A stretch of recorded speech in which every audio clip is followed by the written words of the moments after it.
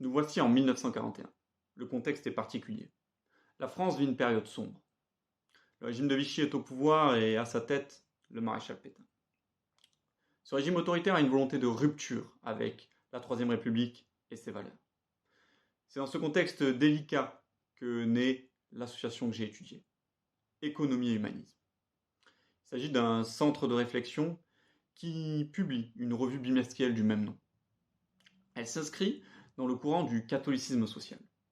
Ce courant est né de la volonté de l'Église de mettre au cœur de sa réflexion la question de la misère ouvrière. Elle cherche alors une voie entre dénonciation des excès du capitalisme et condamnation des solutions socialistes. Notre association est créée par Louis-Joseph Lebré.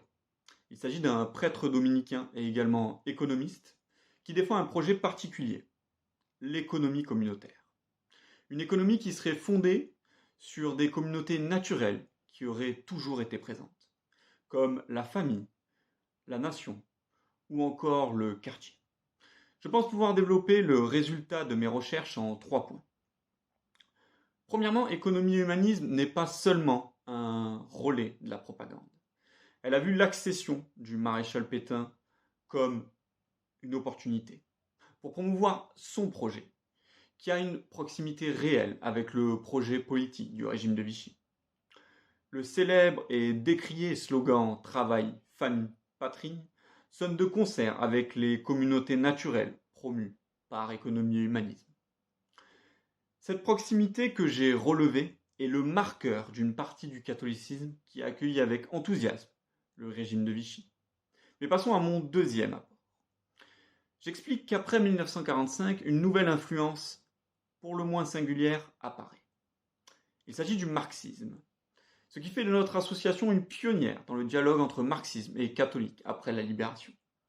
Finissons par mon troisième résultat, qui est ma vision de l'économie communautaire. J'en propose une définition simple, une économie à la recherche du bien commun fondée sur une double obligation, le respect des communautés dites naturelles et la satisfaction des besoins humains. Avec cette définition, je pense donner des clés pour comprendre ce qui découle de la pensée d'économie et humanisme, comme un système bancaire communautaire, une agriculture communautaire ou encore un urbanisme communautaire. Dans mon travail, j'émets également des critiques sur cette vision du monde que je juge comme utopiste, et sur les communautés et les principes que propose économie et humanisme. Finalement, l'utopie communautaire sera un échec et va faire place aux prémices d'une nouvelle utopie, celle d'un développement de l'humanité par la solidarité.